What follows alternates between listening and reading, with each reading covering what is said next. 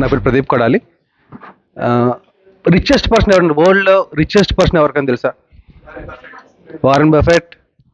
ఇండియాలో richest person ఇప్పుడు ఎవరైతే చెప్పారో వాళ్ళు జాబ్ చేస్తున్నారు ఉన్నారా? ఏం చేస్తున్నారు వాళ్ళు? ఎస్.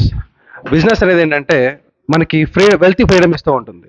అండ్ బిజినెస్లో మనకి పాజిటివ్ నెగిటివ్ కూడా ఉంటాయి. బిజినెస్ చేసి డబ్బులు సంపాదించిన వాళ్ళు ఉంటారు, బిజినెస్ చేసి డబ్బులు పోగొట్టిన వాళ్ళు ఉంటారు. అండ్ బిజినెస్ చేసేటప్పుడు ఏంటంటే మనకి ఒక చిన్న బిజినెస్ ఒక కిరాణా కొట్టు నుంచి స్టార్ట్ చేసి సూపర్ మార్కెట్ పెట్టిన వాళ్ళు ఉంటారు. అండ్ సూపర్ మార్కెట్ నుంచి next entrepreneur level multiple stores పెట్టిన వాళ్ళు ఉంటారు. అండ్ బిజినెస్ చేయడం వల్ల మనకు వచ్చే మోస్ట్ ఫ్రీడమ్ ఏంటంటే ఫ్యామిలీకి లైఫ్కి మన ఫ్యామిలీకి మనం టైం ఇవ్వచ్చు అండ్ ఫైనాన్షియల్ ఫ్రీడమ్ తీసుకోవచ్చు.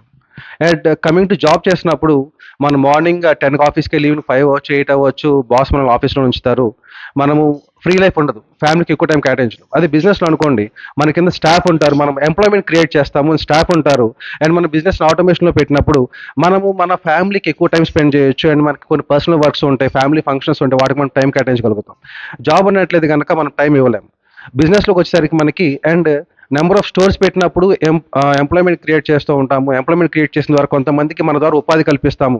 వాళ్ళకి ఫైనాన్షియల్గా కూడా మన ఆఫీసర్ మనం సపోర్ట్ చేయగలుగుతాము. ఇక్కడ జాబ్ ఒకటే కాదు, జాబ్తో పాటు అండ్ మన ఆఫీస్లో జరిగే ఫెస్టివల్స్లో జరిగే కోర్ యాక్టివిటీస్లో కానీ వాళ్ళు మనం హెల్ప్ చేసి, ఫర్ ఎగ్జాంపుల్ సంక్రాంతి వచ్చినప్పుడు మనము డ్రెస్సెస్ డిస్ట్రిబ్యూట్ చేస్తూ ఉంటాము.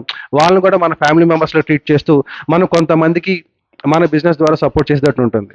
అండ్ మనకి బిజినెస్లో బాగా డెవలప్ ఎంటర్ప్రెన్యూర్ తర్వాత నుంచి మల్టీ ఎంటర్ప్రెన్యూర్ అయిన తర్వాత అండ్ మనకి ఎంటర్ప్రెన్యూర్స్కి ఎవరైనా ఫర్ ఎగ్జాంపుల్ ఒక స్పాన్సర్షిప్స్ క్రియేట్ చేసి ఉండొచ్చు, లేదా మనకి ఫ్రాంచైజీ సిస్టమ్ ఇవ్వచ్చు. అండ్ బిజినెస్లో ఉన్న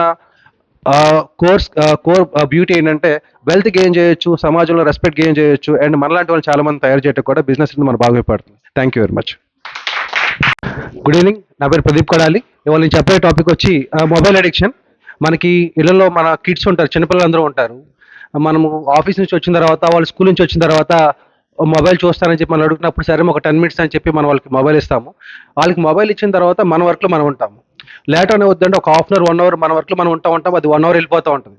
అయిపోయిన తర్వాత మనం వచ్చి వాళ్ళ మీద గట్టిగా అరుస్తాం, ఎంతసేపు చూస్తావు నువ్వు, పని పాట లేదా, చదువుకోవా, పద్దాక మొబైల్ చూస్తామని చెప్పి మనం వాళ్ళ మీద చిరాకు తీసుకుపడతాం. ఆ చిరాకు మనం ఏం చేస్తామంటే మన వైఫ్ మీద క్యారీ చేస్తూ ఉంటాం. అంటే ఒక మొబైల్ అడిక్షన్ వల్ల పిల్లలు మొబైల్ చూస్తూ వాళ్ళు టైం వేస్ట్ చేస్తున్నారు. తర్వాత మొబైల్ నుంచి వచ్చే ఆ యూవీ రేస్కి వాళ్ళ ఐస్ పాడైపోతే టైం వేస్ట్ అవుతుందని చెప్పి మనము అంటే ప్రేమతోనే వాళ్ళ మీద చిరాకు పడతాము. ఆ చిరాకు అనేది క్యారీ ఫార్వర్డ్ చేస్తూ మన ఫ్యామిలీ లైఫ్లో ఫర్ ఎగ్జాంపుల్ ఆ రోజు ఈవినింగ్ మన వైఫ్తో గొడవ పడుతూ ఉంటాము, ఇంట్లో పేరెంట్స్ మదర్ ఉండగానే వాళ్ళతో గొడవ పడతాం.